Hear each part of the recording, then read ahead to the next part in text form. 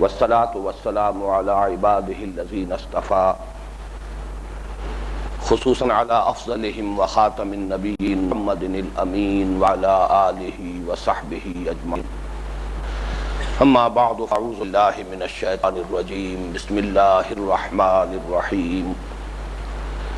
والعصر إن الإنسان لفي خسر إلا الذين آمنوا وعملوا الصالحات وتواصوا بالحق وتواصوا بالصبر. صدق الله العظيم. رب اشرح لي صدري ويسر لي أمري واحلل عقدة من لساني يفقهوا قولي. اللهم ربنا ألهمنا رشدنا واعذنا من شرور أنفسنا. اللهم أرنا الحق حقا وارزقنا اتباعه وأرنا الباطل باطلا وارزقنا اجتنابه. اللهم وفقنا لما تحب وترضى.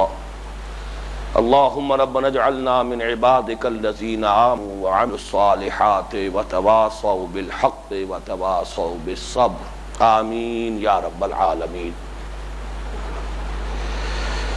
اپنے 61ویں برس میں یا صحیح تر الفاظ میں حیات دنیاوی کے 61ویں سال میں قرآن حکیم کے اس منتخب نصاب کا اثر نو درس دیتے ہوئے کچھ عجیب سا احساس ہو رہا ہے،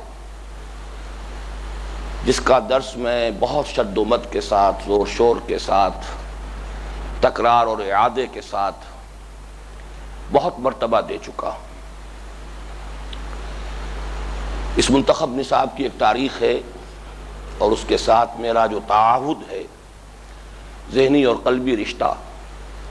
اور یہ جس طور سے وجود میں آیا ہے، میں آج اس کے ضمن میں کچھ تمہیدی باتیں آپ کے گوشگزار کرنا چاہتا ہوں۔ جیسا کہ میں نے کیا، سن 51 سے سن 65 تک تقریباً 14 برس ہیں جن کے دوران یہ منتخب نصاب تشکیلی مراحل طے کرتے ہوئے اپنی آخری مکمل اور معین شکل میں سامنے آیا ہے۔ اس کے بعد سن 65-66 سے کر اور 75-76 تک 10 برس، اب میں یاد کرتا ہوں تو حیرت ہوتی ہے کہ کس شد و مد کے ساتھ، زور شور کے ساتھ، جوش و خروش کے ساتھ، تواتر کے ساتھ، تکرار کے ساتھ، اعادہ کے ساتھ میں نے اس منتخب نصاب کا درس دیا ہے۔ یہ منتخب نصاب کا درس لاہور میں ہوتا رہا۔ میں نے جو مطالعہ قرآن کے حلقے قائم کیے تھے، حلقہ ہائے مطالعہ قرآن، لاہور کی متعدد آبادیوں میں،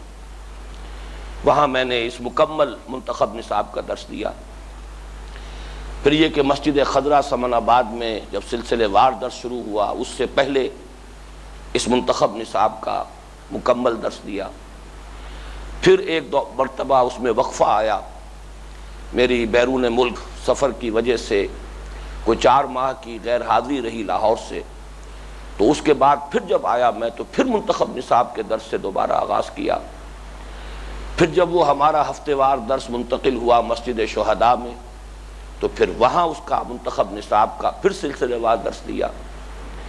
پھر مسجد شہداء میں ایک مرتبہ سن 78 میں، جس کی یاد ابھی حال ہی میں ایک صاحب نے تازہ کرائی ہے جو اس میں شریک رہے تھے، ایک 40 روزہ پروگرام جاری رہا تھا۔ ایک درس روزانہ کے حساب سے ہم نے اس منتخب نصاب کے درس کی تکمیل کی۔ پھر یہ کہ متعدد تربیت گاہیں جو لاہور میں منعقد ہوئیں، جن میں سن 72 کی تربیت گاہ اس اعتبار سے بڑی اہم تھی کہ اسی کے دوران مرکزی انجمن خدام القرآن نے اپنے تشکیل اور تاسیسی مراحل طے کیے۔ سن 74 کی تربیت گاہ اس اعتبار سے بہت اہم ہے اور میری زندگی میں ایک اہم لینڈ مارک کی حیثیت رکھتی ہے کہ 21 روزہ تربیت گاہ تھی، جس میں پھر اس منتخب نصاب کا مکمل درس دینے کے بعد اس کے اختتام پر میں نے اعلان کیا تھا تنظیم اسلامی کے قیام کا۔ اسی طرح کراچی میں 2 مرتبہ تربیت گاہیں ہوئیں جن میں اس منتخب نصاب کا مکمل درس میں نے دیا۔ کوئٹے میں تربیت گاہ ہوئی، راولپنڈی میں تربیت گاہ ہوئی۔ پھر یہ کہ ٹورنٹو میں 2 سالوں کے دوران سن 79 اور 80 میں نے اس منتخب نصاب کے درس کی تکمیل کی۔ وہ اس طور سے کہ سن 79 میں نے اس کے تمام جو 6 حصے ہیں ان میں سے منتخب آدھے آدھے دروس لے لیے اور اگلے سال جا کر سن 80 میں پھر بقیہ حصے جو ہیں ان کی تکمیل کی. اور یہ اس اعتبار سے بہت اہم رہے دروس کے پہلی مرتبہ سائنٹیفک انداز میں اس کے آڈیو کیسٹس تیار ہوئے. ہمارے ایک دوست وہاں تھے سمیع اللہ خان، اور وہ اس میں خاصے مہارت رکھتے تھے اور بڑی محنت انہوں نے کی. تو ٹورنٹو کے سن 79 اور 80 کے اس منتخب نصاب کے جو دروس ہیں ان کے کیسٹ پوری دنیا میں پھیلے ہیں اور بہت دور دور تک ان کی رسائی ہوئی ہے. اسی طریقے سے پھر الہدا کا جو پروگرام جاری رہا 80 81 میں اور 82 تک یہ جاری رہا، اس لیے کہ اس کے 64 تقریباً چنکس ہوئے تھے جن میں منتخب نصاب نصف بیان ہو سکا تھا. لیکن یہ ہے کہ اس سے جو اس کا شہرہ ہے پورے ملک میں اور اس کے طول و عرض میں جس طرح پھیلا ہے وہ آپ حضرات کے علم میں ہے. تو یہ میں نے ذرا اس بات کو مزید وسیع کر دیا، ورنہ میں اس کو 2 حصوں میں تقسیم کر رہا تھا کہ 65 66 سے لے کر 75 76 تک تو بہت ہی زور شور کے ساتھ، شد و مد کے ساتھ، تکرار و اعادہ کے ساتھ، جس کی رفتار فریکوینسی بہت تیز تھی، اس منتخب نصاب کا درس میں نے دیا ہے. لیکن اس کے بعد سے سن 75 76 سے لے کر 81 82 تک پھر وہ زور شور تو نہیں رہا تھا، اس لیے کہ آڈیو کیسٹس تیار ہو گئے اور بہت سی جگہوں پر اس کے لیے جو ہے اہتمام ہو گیا کہ ان کیسٹس کے ذریعے سے بھی دروس جو ہے سنائے جانے لگے. پھر یہ کہ ایک ٹیم ابھر کر سامنے آئی کہ جنہوں نے نوجوان ساتھیوں نے ان دروس کا آغاز کر دیا. تو میں نے اس درجے تو نہیں، لیکن پھر بھی سن 81 82 تک بھی پورے شد و مد کے ساتھ یہ کام جاری رہا ہے. البتہ اس کے بعد سے اب جو گزشتہ 10 برس ہیں، 82 سے اب یہ 92 ہے، اس کے دوران میں اپنے آپ کو اس منتخب نصاب کے درس سے فارغ سمجھتا رہا. اور فارغ سمجھنے کا سبب یہی تھا کہ بڑے مفصل کیسٹس بھی تیار ہو گئے، مختصر بھی تیار ہو گئے. ایک ساتھی، ایک دوست ہمارے لطف اللہ خان صاحب جو کراچی میں تھے، انہوں نے بڑے اہتمام کے ساتھ، چونکہ ان کا ایک انہوں نے اپنے گھر ہی میں بنا رکھا تھا، ایک جو ساؤنڈ پروف انہوں نے اپنا اسٹوڈیو بنایا ہوا تھا. ان کے پاس شاید بر پاک و ہند میں جتنی بڑی لائبریری ہے آوازوں کی، آوازوں کو ریکارڈ کر کے اور اس کی ایک لائبریری جمع کرنا، یہ گویا کہ ان کی زندگی بھر کا مشغلہ رہا ہے. تو انہوں نے بڑے اہتمام سے اور بہت ہی اصرار کے ساتھ زور دے کر اس منتخب نصاب کے دروس جو ہے اپنے ہاں اس کمرے میں بیٹھ کر، چونکہ وہاں کوئی آڈینس نہیں ہوتی تھی، وہ تو ساؤنڈ پروف کمرہ تھا،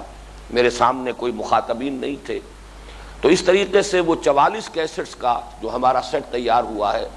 وہ اگرچہ ریکارڈنگ کے اعتبار سے تو اس پہلو سے بہت عمدہ ہے کہ اس میں کہیں کوئی خلل نہیں ہے، کوئی خارجی آواز جو ہے اس میں شامل نہیں ہے. ساؤنڈ پروف کمرے میں بیٹھ کر وہ میں نے ریکارڈ کرایا. لیکن ظاہر بات ہے کہ اس میں وہ جوش خطابت نہیں ہے. البتہ یہ ہے کہ جو سیکوینس ہے اس منتخب نصاب کے مختلف دروس کا آپس میں جو منطقی ربط ہے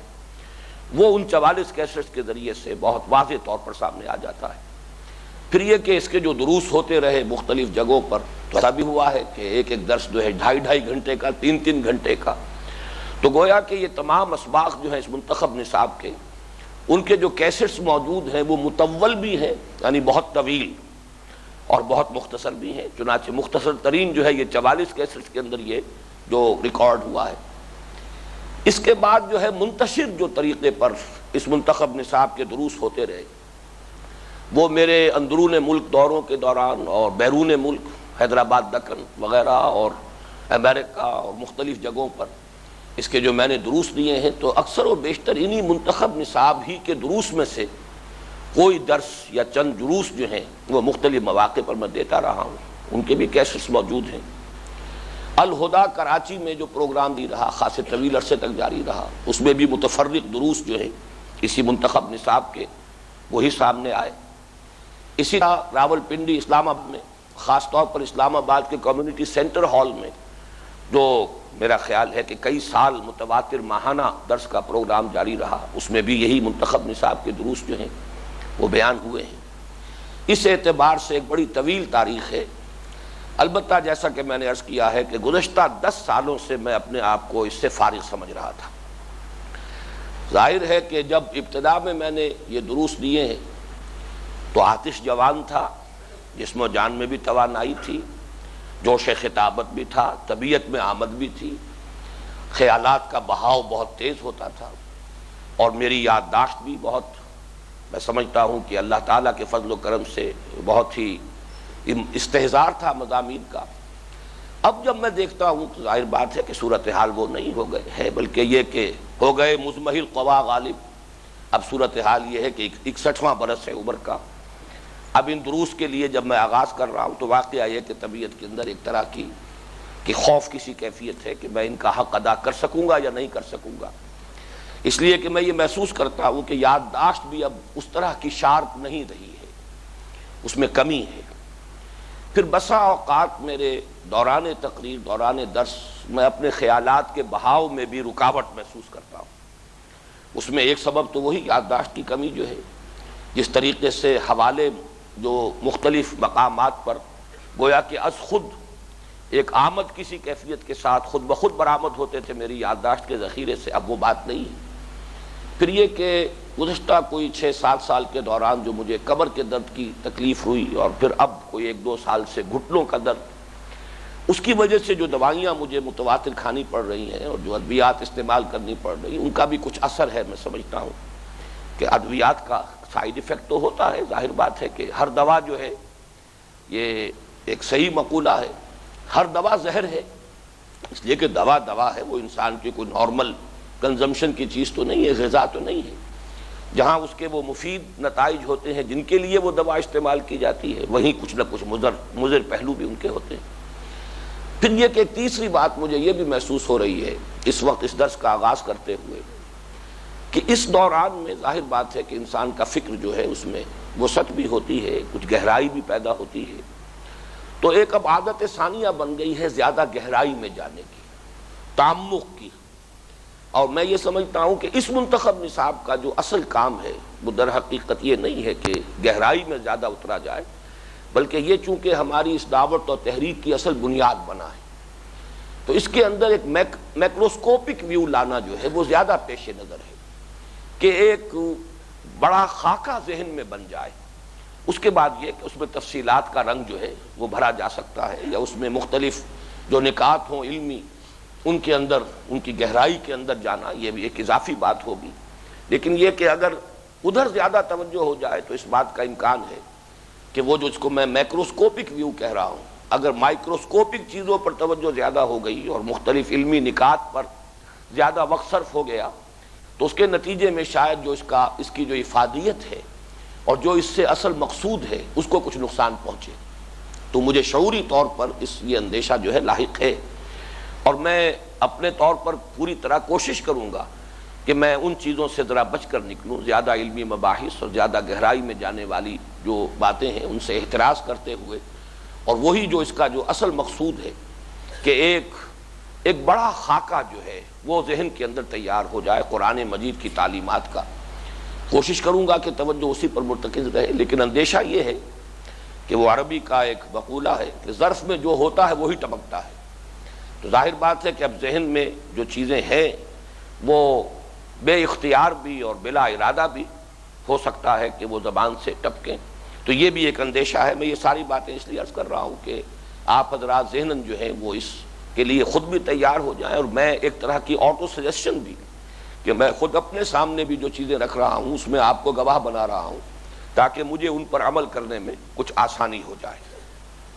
یہ ساری دقتیں اپنی جگہ پر ہیں، جیسا کہ میں نے عرض کیا، یادداشت بھی اب اس طرح کی نہیں رہی، خیالات کے بہاؤ میں بھی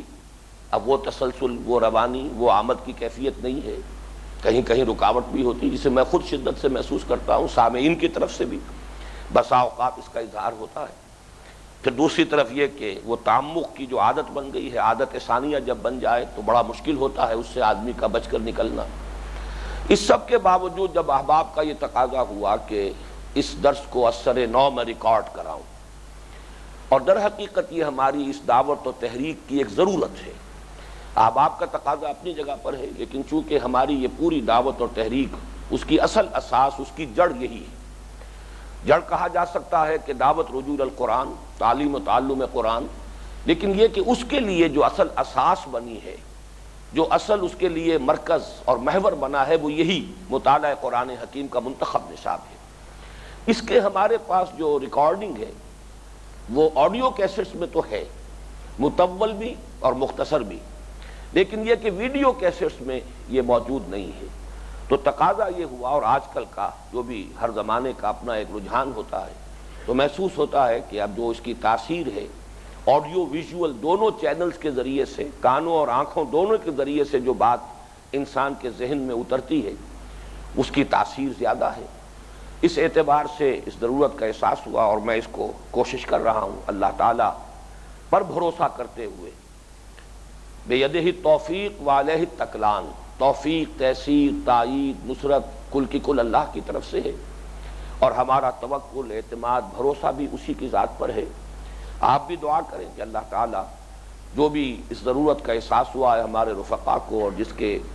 جس کو قبول اور تسلیم کرتے ہوئے میں اس منتخب نصاب کے درس کا سر نو آغاز کر رہا ہوں، اللہ تعالیٰ اسے بابرکت بنائے، مفید بنائے، اور مجھے بھی توفیق دے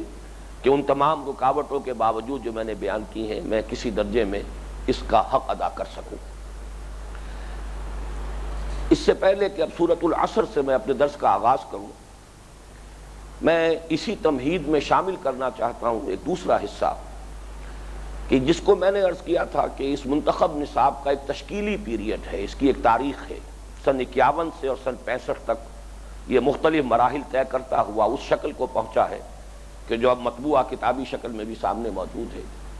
اس کی تاریخ بھی بیان کر دوں، اور اس کے ساتھ ہی جو میرا فہم قرآن کا بھی جو ایک پس منظر ہے، اور پھر میرے فکر قرآنی میں جو مختلف عناصر شامل ہوئے ہیں، یا اس کی جو ڈائمنشنز ہیں، اس کے جو ابعاد ہیں، ان کا بھی تذکرہ کر دوں۔ اور یہ کہ آج جس صورت سے ہم آغاز کرنے والے ہیں، سورۃ العصر سے جو میرا تعاہد ہے، تعاہد کی اصطلاح ہے ذہنی قلبی رابطہ، تعلق، اور اس کے ساتھ انسان کا عملی ربط یہ قائم رہے، تو یہ تعاہد بالقرآن، یہ ہمارے ہاں حدیث کی کتابوں میں بعض ابواب کے یہ عنوانات میں سے ہے، قرآن کے ساتھ مسلسل ایک ذہنی اور قلبی اور انسان کا ایک عملی رشتہ قائم رہے۔ تو اسی طریقے سے یہ تعاہد جو میرا سورۃ العصر سے ہے، اس کی بھی ایک تاریخ ہے۔ تو ان تینوں پہلوؤں سے کچھ ایک تاریخی پس منظر میں آپ کے سامنے بیان کر رہا ہوں، اگرچہ یہ چیزیں تفصیلاً بھی بیان ہو چکی ہیں، یعنی میرے فہم قرآن کے جو مختلف عناصر ہیں، کہاں کہاں سے سورسز کون کون سی ہیں، کہاں کہاں سے میں نے استفادہ کیا ہے، اور پھر یہ کہ جو بھی اس سے فکر وجود میں آیا ہے اس کی ڈائمنشنز کیا ہیں، یہ میں اپنی اس تالیف میں جو دعوت رجوع القرآن کا منظر اور پس منظر کے نام سے اب طبع شدہ موجود ہے، مفصل کتاب ہے، ضخیم کتاب ہے، اس میں تفصیل سے بیان کر چکا ہوں۔ اسی طریقے سے جب اب سے تقریباً 20 برس قبل یہ منتخب نصاب کتابی شکل میں شائع ہوا تھا، تو میں نے اس کے دیباچے میں اس منتخب نصاب کا پس منظر بھی بیان کر دیا تھا کہ یہ کیسے وجود میں آیا ہے، اس کا نقطہ آغاز کیا ہے، اور اس کا اصل جو ہے، جو اس کا نیوکلیس ہے، یا اس کا اصل حیولہ جو ہے بنیادی، وہ کس کا تجویز کر رہا ہے۔ لیکن مجھے معلوم ہے کہ اس دور میں آ کر جب یہ آڈیو ویژول کا جب سے سلسلہ چلا ہے، اب پڑھنے کی طرف طبعیں کم ہی راغب ہیں، طبیعتوں کا رجحان پڑھنے کی طرف نہیں ہے۔ تو یہ جو اب سلسلہ ہمارا ریکارڈ ہو رہا ہے آڈیو اور ویڈیو میں اس منتخب نصاب کے سلسلے وار درس کا، اس کی تمہید کے طور پر بھی یہ چند چیزیں میں اس لیے شامل کر رہا ہوں کہ جو شخص بھی اس کے ذریعے سے اس منتخب نصاب کو سمجھنا اور سننا شروع کرے، اس کے سامنے یہ چند باتیں اختصار کے ساتھ آ جائیں۔ اس میں جو چند نکات میں نے نوٹ کیے ہیں سلسلے وار اب آپ کے سامنے رکھ رہا ہوں۔ میرے دل پر عظمت قرآن کا جو اولین نقش قائم ہوا ہے وہ علامہ اقبال کی شاعری سے، جس سے میرا ایک تعلق جو ہے جب میں 5ویں جماعت کا طالب علم تھا اس وقت قائم ہو گیا۔ بانگ درا مجھے اس وقت ملی ہے، اور خاص طور پر اس کی نظم جو ہے شکوہ اور جواب شکوہ، یہ گویا کہ میرے اس وقت کا جو بھی شعور تھا، در حقیقت وہ تحت الشعور کہنا چاہیے، ابھی وہ فارمیٹیو سٹیج ہے، 10 برس 11 برس کی عمر، لیکن وہ پیوست ہو کر رہ گئی ہے وہ نظم شکوہ اور جواب شکوہ۔ اور اس میں خاص طور پر جواب شکوہ کا یہ شعر کہ وہ زمانے میں معزز تھے مسلمان ہو کر، اور تم خار ہوئے تاریک قرآن ہو کر۔ یہ میں صرف اس وقت گنوا رہا ہوں کہ قرآن مجید کی اہمیت، اس کی عظمت اس درجے کہ ہمارے زوال اور ادبار اور ہمارے تمام یہ ذلت اور رسوائی کا اصل سبب قرآن کو ترک کر دینا ہے، اس سے اب تو تعلق کا توڑ لینا ہے۔ یہ ہے در حقیقت نقش اولی۔ لیکن ظاہر ہے کہ یہ اس کو قرآن مجید کے ساتھ میں تعارف نہیں کہہ رہا، بلکہ صرف قرآن مجید کی عظمت اور اہمیت کا ایک نقش اولی ہے۔ فہم قرآن کے ساتھ میرا پہلا تعارف ہوا ہے یہ 1947 کا جو پر آشوب دور ہے۔ میں میٹرک کے امتحان سے فارغ ہو چکا تھا اور 12 جولائی 1947 کو نتیجہ بھی برآمد ہو چکا تھا۔ اس کے بعد حصار جو اب مشرقی پنجاب نہیں بلکہ اب ہریانہ میں ہے، وہاں ہم لوگ تھے۔ پھر وہ فسادات، بلکہ لفظ فسادات غلط تھے، حملے شروع ہوئے، اس لیے کہ وہ تو ہندوؤں کی طرف سے پہم جو ہے حملے ہوتے تھے، لیکن یہ کہ اللہ تعالیٰ نے کوئی شکل ایسی پیدا کر دی تھی، ایک روحانی شخصیت وہاں ایسی موجود تھی، مولانا عبدالصمد خان صاحب رحمۃ اللہ علیہ، جو نقشبندی سلسلے کے بزرگ تھے، جو مدفون ہیں یہاں اب یہ کون سی جگہ ہے، زینالہ خرد میں مدفون ہے، اور یہ لاہور کی جو مسلم مسجد ہے اس کا سنگ بنیاد انہی کا رکھا ہوا ہے، اور جو وہاں پتھر لگا ہوا ہے اس پر ان کا نام درج ہے۔ ان کی شخصیت اس اعتبار سے بڑی ہی بابرکت ثابت ہوئی کہ اس سے مسلمانوں کی شیرازہ بندی رہی۔ ایک مرکزی شخصیت ہو تو سب بات سنتے ہیں، فیصلے ہو جاتے ہیں۔ بہرحال ہم محصور رہے وہاں کافی طویل عرصے، میں سمجھتا ہوں شاید 1.5 مہینہ تقریباً اس حالت میں گزرا ہے کہ مورچہ بندی تھی، حملے ہوتے تھے اور ریپلس کر دیے جاتے تھے، تو اب کرنے کا کوئی اور کام تھا نہیں۔ اس وقت میں اور میرے بڑے بھائی اظہار احمد صاحب، ہم ایک مسجد چھوٹی سی تھی، اس میں بیٹھ کر تفہیم القرآن اس زمانے میں شائع ہو رہی تھی، ترجمان القرآن میں مولانا مودودی کا جو پرچہ تھا، اور اس میں تفہیم القرآن سورہ یوسف، اس کے کچھ پرچے ہمارے پاس تھے، وہ ہم نے ایک ایک حرف کر کے پڑھا ہے، اور یہ ہماری جوائنٹ سٹڈی تھی۔ بہرحال یہ فہم قرآن سے پہلا تعارف تھا۔ میری عمر اس وقت، میں 15 برس مکمل کر کے 16ویں برس میں تھا، لیکن یہ ہے کہ اس سے اندازہ ہوا، ایک تو مولانا مودودی کی جو ان کی انداز نگارش جو ان کا ہے، اس میں جو سلاست ہے، اس میں جو چاشنی ہے، اس کا بھی ایک نقش قائم ہوا، لیکن اس سے کہیں زیادہ بڑھ کر قرآن مجید کی عظمت، اور چونکہ تقابلی مطالعہ مولانا نے اس میں کافی کیا ہے کہ تورات میں حضرت یوسف علیہ السلام کے حالات کس طور سے بیان ہوئے ہیں اور قرآن کس انداز میں بیان کر رہا ہے، یہ کمپیریٹو سٹڈی جو ہے یہ بڑی دلچسپی کی موجب ہوئی۔ بہرحال فہم قرآن کے ساتھ میرا پہلا تعارف جو ہے وہ تفہیم القرآن سورہ یوسف 1947 کا پرآشوب دور۔ البتہ یہ کہ جب اس کے بعد پھر ہم نومبر میں پہنچے ہیں، 20 دن تک پیدل قافلے کے ساتھ سفر کر کے، اور کہنا چاہیے لٹرلی آگ اور خون کے دریا عبور کر کے جب پہنچے ہیں، اس کے بعد پھر میں نے تیزی کے ساتھ یہاں میڈیکل گورنمنٹ کالج میں جب FSC کا میرا دور تھا تو میں نے مولانا مودودی کی تمام تصانیف کا مطالعہ کیا، اور میں سمجھتا ہوں کہ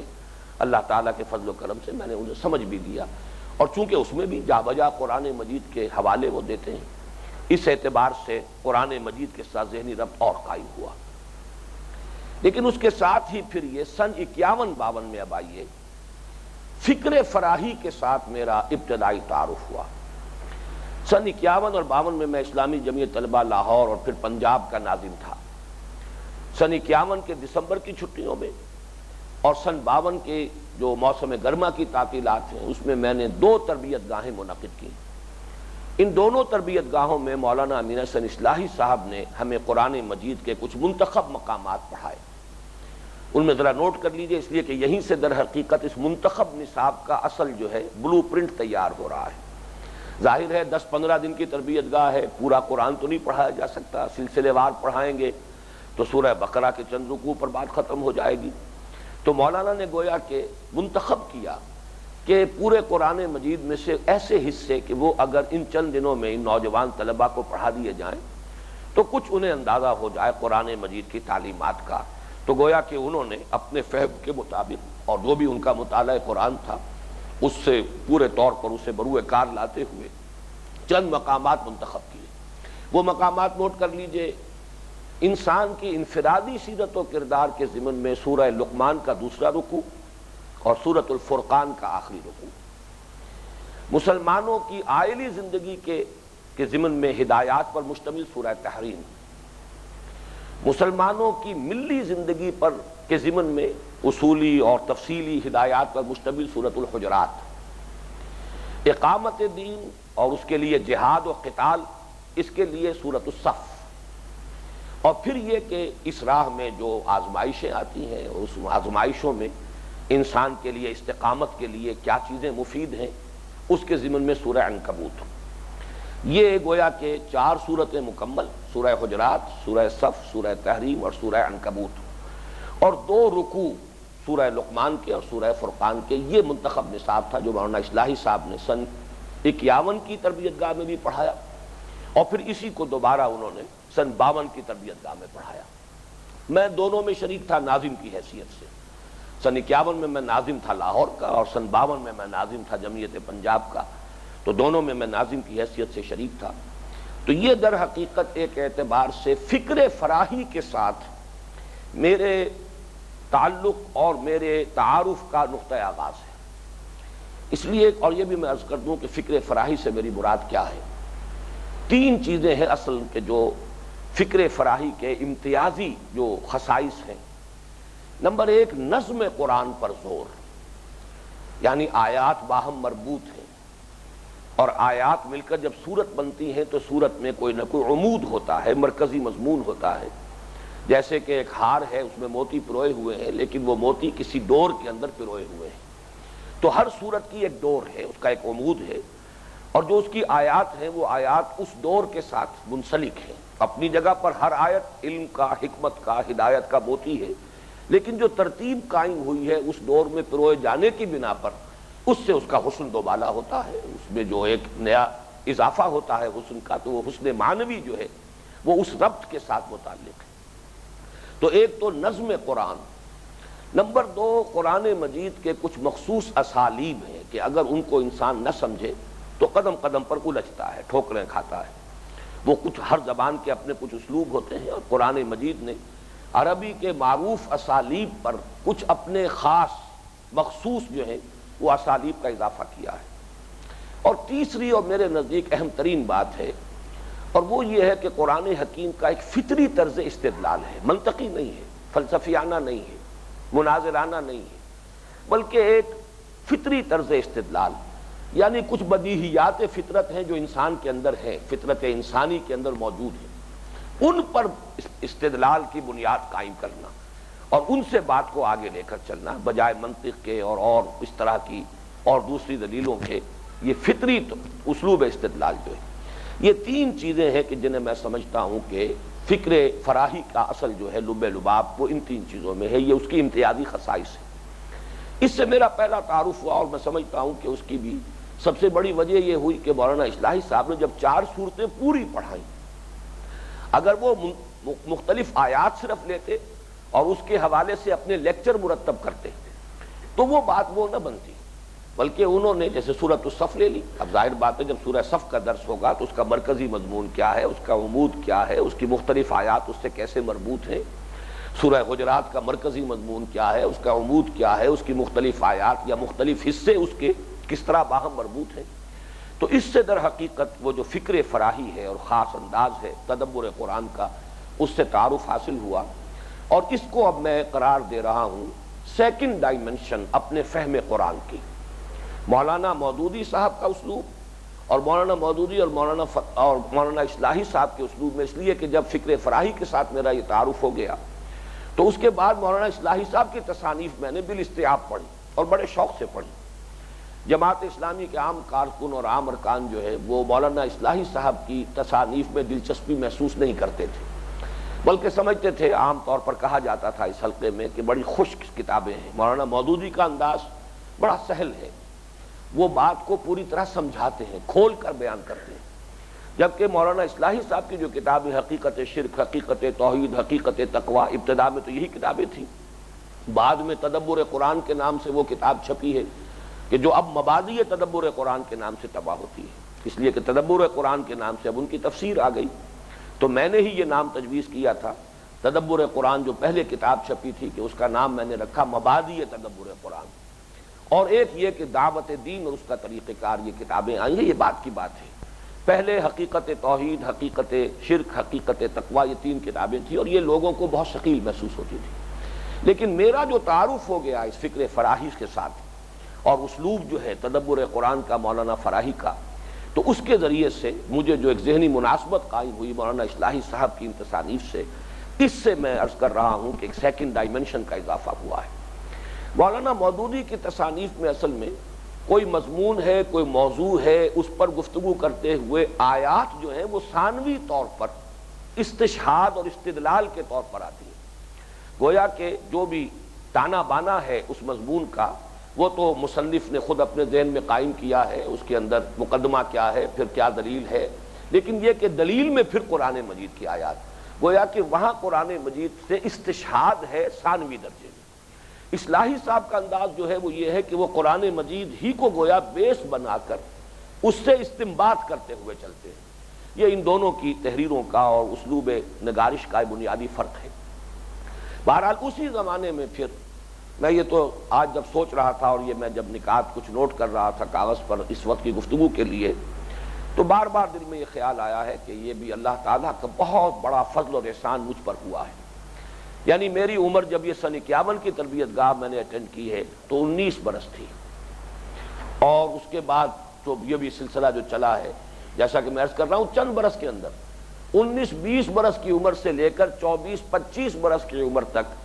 میرے فہم قرآن کے لیے اللہ تعالیٰ نے ایسے حالات پیدا کر دیے کہ اس کی 4 سورسز جو ہے وہ مکمل ہو گئے۔ چاروں اطراف سے مجھے اخذ کا اور حاصل کرنے کا اللہ تعالیٰ نے ایسا موقع عنایت فرمایا، اور یہ یقیناً اللہ تعالیٰ کی طرف سے۔ عین اسی زمانے میں جبکہ میڈیکل کالج میں پڑھ رہا تھا، مولانا مودودی، مولانا اصلاحی صاحب نے مجموعہ تفاسیر فراہی شائع کیا۔ اس میں مقدمہ نظام القرآن، تفسیر قرآن کا مقدمہ جو ہے وہ میری انتہائی دلچسپی کا موضوع بن گیا، اور خاص طور پر اس میں جو چھوٹی صورتوں کی تفاسیر ہیں ان میں سورۃ العصر، اس کی تفسیر تو یوں سمجھیے کہ میرے دل کے اوپر اس طرح نقش بن کر قائم ہوئی ہے، دل پر اور ذہن پر، کہ میرے بعد کے یہ سارا جو منتخب نصاب کا سلسلہ بعد میں جس طور سے مرتب ہوا ہے اس میں اس کا نقطۂ آغاز بعد میں بنا سورۃ العصر۔ اس کے لیے در حقیقت یہ جو تفاسیر فراہی میں جو تفسیر سورۃ العصر ہے، جب میں نے اس کا مطالعہ کیا اور اس کی عظمت کا نقش میرے قلب اور ذہن پر قائم ہوا، یہ بھی اسی دور کی بات ہے۔ بہرحال اس زمانے میں یہ بات بھی طے ہو گئی کہ جو بھی منتخب نصاب میرے ذہن میں مرتب ہونے والا تھا اب اس کا نقطۂ آغاز سورۃ العصر بنے گی۔ حالانکہ مولانا اصلاحی صاحب نے جیسا کہ میں نے عرض کیا ہے جو منتخب نصاب مرتب کیا تھا اس میں سورۃ العصر کا کوئی ذکر نہیں تھا۔ انہی دنوں اور اللہ تعالیٰ کا جو فضل و کرم مجھ پر ہوا وہ یہ کہ حضرت شیخ الہند مولانا محمود حسن دیوبندی رحمۃ اللہ علیہ کا ترجمہ قرآن، جس میں کہ تفسیری حواشی شامل ہیں شیخ الاسلام علامہ شبیر احمد عثمانی رحمۃ اللہ علیہ کے، یہ کراچی کے کچھ سیٹھوں نے ایک اعتبار سے تو کہیے کہ سرقہ کیا تھا، چوری کی تھی، لیکن یہ سرقہ یا چوری جو بھی تھی وہ نیک مقاصد کے لیے تھی، اس لیے کہ یہ جو ترجمہ قرآن ہے شیخ الہند کا اور جو اس کے حواشی علامہ شبیر احمد عثمانی کے، یہ در حقیقت اخبار مدینہ جو بجنور سے شائع ہوتا ہے یو پی میں، اس کے پاس اس کے حقوق تھے اور اس کی اجازت کے بغیر طبع یہاں نہیں ہو سکتا تھا، لیکن کراچی کے کچھ سیٹھوں نے بہرحال خدمت قرآن کی نیت سے ان کی اجازت کے بغیر اس کو شائع کیا اور بڑے اہتمام سے شائع کیا، ہانگ کانگ سے شائع کرایا، بڑا دبیز موٹا کاغذ، بڑی عمدہ عکسی طباعت۔ اب تو خیر طباعت کا معیار بہت بلند ہو چکا ہے، لیکن اس وقت تو وہ ہمیں بھی بڑا اچانک لگا تھا کہ اتنی عمدہ طباعت کے ساتھ نیلی سیاہی کے ساتھ بہت خوبصورت، اور وہ پھر انہوں نے مفت تقسیم کیا۔ یعنی اس اعتبار سے وہ ٹیکنیکلی تو آپ اسے سرقہ کہیں، اس لیے کہ بہرحال ان لوگوں کے جو بھی مفادات تھے مالی ان کے اوپر تو کچھ نہ کچھ اس سے جو ہے وہ زد پڑی ہے، لیکن یہ کہ خدمت قرآن کا بہت بڑا کام تھا، انہوں نے مختلف اداروں کو اس کے نسخے جو ہے دے دیے عام کرنے کے لیے۔ چنانچہ پھر ان اداروں نے ان کو بیچنا شروع کیا، 5 روپے ہدیے سے شروع ہو کر اور 30 روپے کے ہدیے تک میں نے وہ نسخے جو ہیں، میرا خیال ہے کہ کم سے کم 50 نسخے تو میں نے جو یقیناً خریدے ہوں گے، اس لیے کہ مجھے کچھ عجیب سی چاشنی کا احساس ہوا۔ اب تک جو میرا جو فہم قرآن کا معاملہ تھا اس میں مولانا مودودی کی جو تحریر ہے اور ان کا جو انداز تھا اس کے اندر ایک تحریکیت، ایک حرکت جو ہے وہ بھی میں نے اس سے اخذ کی۔ مولانا اصلاحی صاحب کا انداز جو ہے اس میں مائکروسکوپک انداز ہے، گویا کہ قرآن مجید کے الفاظ اور آیات کے مابین رب کو تلاش کرنا، جیسے کہ فوکس کر دیا جائے مائکروسکوپ کو، لیکن یہ کہ اس میں زیادہ تر جو ہے اپیل وہ انسان کی عقل سے ہے۔ اس ترجمے کو جب میں نے پڑھا ہے، جب پہلی مرتبہ میرے سامنے آیا، تو میں نے اس میں واقعہ یہ ہے کہ فراح و ریحان و جنت نعیم کا کسی انداز میں ایک نئی خوشبو محسوس کی اور ایک نئی حلاوت اور چاشنی محسوس کی۔ اس وقت میں نہیں اندازہ کر سکا کہ یہ کیا ہے، کس وجہ سے ہے، کیا فرق ہے، بنیاد کیا ہے اس کی، لیکن یہ ہے کہ بہرحال چونکہ دل کو لگی وہ بات اچھی لگی، تو میں نے پھر اس نسخے کا نہ صرف یہ کہ میں طالب علم بن گیا بلکہ اس کا میں مبلغ بن گیا، اپنے دوستوں کو احباب کو ہدیہ بھی دیا، لوگوں کو خریدنے پر بھی آمادہ کیا۔ میں اندازہ کر رہا ہوں کہ 50 کم سے کم اور ہو سکتا ہے کہ 100 تک کی تعداد جو ہے ہوئی ہو، جو میں نے اس زمانے میں یہ نسخے یا تو خود خرید کر یا یہ کہ دوستوں کو آمادہ کیا کہ وہ خریدیں۔ میں اس کا مبلغ بن گیا تھا۔ بعد میں مجھے اندازہ ہوا کہ در حقیقت اللہ تعالیٰ نے اس ذریعے سے میرے فہم قرآن میں ایک تھرڈ ڈائمنشن کا اضافہ کیا۔ وہ خوشبو اس میں سلف صالح کی خوشبو ہے، اور وہ حلاوت اور جو اس کے اندر چاشنی ہے وہ ایمان کے جو داخلی اور باطنی ثمرات و برکات ہیں، جو عام طور پر ہمارے ہاں ایک تصوف کی اصطلاح کے حوالے سے بیان کیے جاتے ہیں، اگرچہ یہ اصطلاح جو ہے بہت سے حضرات کے نزدیک ناپسندیدہ ہے۔ میں بھی سمجھتا ہوں کہ یہ اصطلاح نہ قرآن کی ہے نہ حدیث کی ہے، بلکہ مجہول النسب اصطلاح ہے۔ یہی پتہ نہیں چلتا کہ یہ کس لفظ سے بنا ہے، تصوف کا لفظ صوف سے بنا ہے یا یہ کہ صفا سے بنا ہے، لیکن یہ کہ بہرحال جسے عام طور پر تصوف کہا جاتا ہے وہ حقیقت میں کیا ہے؟ ایمان کے داخلی ثمرات، ایمان کے وہ نتائج اور برکات جو انسان کی اندرونی جو احساسات ہیں انسان کے، جو اس کی قلبی کیفیات ہیں، جو اس کی سوچ کے مختلف زاویے ہیں، جو اس پر اثر انداز ہونا چاہیے ایمان کو، توکل ہے، راضی برضائے رب رہنا ہے، یہ تمام چیزیں جو ہیں طبیعت کے اندر وہ کیفیت ہو، محبت اللہ تعالیٰ کے ساتھ، یہ جو کیفیات ہیں، ایک ہے ایمان کے خارجی ثمرات، اطاعت ہے، اللہ کو مانا ہے تو حکم مانو، رسول کو مانا ہے تو رسول کا حکم اور فرمان واجب الازام سمجھو، ان کی سنت کی پیروی کرو، یہ ہیں جو خارجی ثمرات ہیں۔ انہی خارجی ثمرات میں پھر جہاد ہے، قتال ہے، تمہارے ذمے ہے اللہ کے دین کی تبلیغ، تمہارے ذمے ہے اللہ کے کلمے کی سربلندی کے لیے سر دھڑ کی بازی لگانا، یہ اسی ایمان کے اثر حقیقت خارجی ثمرات اور نتائج ہیں، جس کے داخلی نتائج ہیں راضی برضائے رب، توکل اللہ کی ذات پر، انقیاد اور تسلیم کی کیفیت، ایک قلبی محبت کا رشتہ استوار ہوتا ہے، یہ چیزیں باطنی کیفیات ہیں۔ تو در حقیقت یہ جو چیزیں ہیں کہ جو ہمارے عہد جدید کے جو یہ نئے جو بھی مکاتب فکر ہیں، ان میں ان چیزوں کی کمی ہے۔ یہ جو اس پہلو سے مجھے اس تیسرے حصے میں در حقیقت جو خوشبو محسوس ہوئی یا جو چاشنی اور حلاوت کا مجھے احساس ہوا، وہ بعد میں نے تجزیہ کیا کہ در حقیقت ان چیزوں کی بنیاد پر ہے۔ بہرحال اس دوران میں، بلکہ یہ بھی گن لیجئے تاکہ بات پوری ہو جائے، اسی زمانے میں جب میرا منگمری والدین وہاں تھے، آنا جانا ہوتا تھا، ابھی میں یہ میڈیکل کالج میں زیر تعلیم تھا، 5 سال کا طویل عرصہ ہے، اسی کے دوران یہ سارے مراحل طے ہو رہے ہیں، جیسا کہ میں نے عرض کیا 19-20 برس کی عمر سے لے کر 24-25 برس کی عمر تک۔ تو منگمری میں، گورنمنٹ کالج منگمری میں لائبریرین تھے جو ڈاکٹر رفیع الدین مرحوم و مغفور کے بھانجے تھے، انہوں نے مجھے ان کی کتاب قرآن اور علم جدید دی۔ اس کا مطالعہ جو ہے وہ در حقیقت میرے اس فہم قرآنی میں 4th سورس کی حیثیت سے، یہ 4تھی سورس ہے، لیکن اس 4تھی سورس کا یا ڈائمنشن کا یہ صرف پہلا ہے معاملہ۔ اس کے بعد علامہ اقبال کے خطبات کے مطالعے کا جب موقع ملا، معلوم ہوا وہ بھی ایک اپروچ ہے ٹو دی انڈرسٹینڈنگ آف قرآن، اس لیے کہ اس کے دیباچے میں علامہ اقبال نے یہ کہا ہے کہ قرآن ایک ایسی کتاب ہے کہ جو فکر سے زیادہ عمل کو ایمفیسائز کرتی ہے،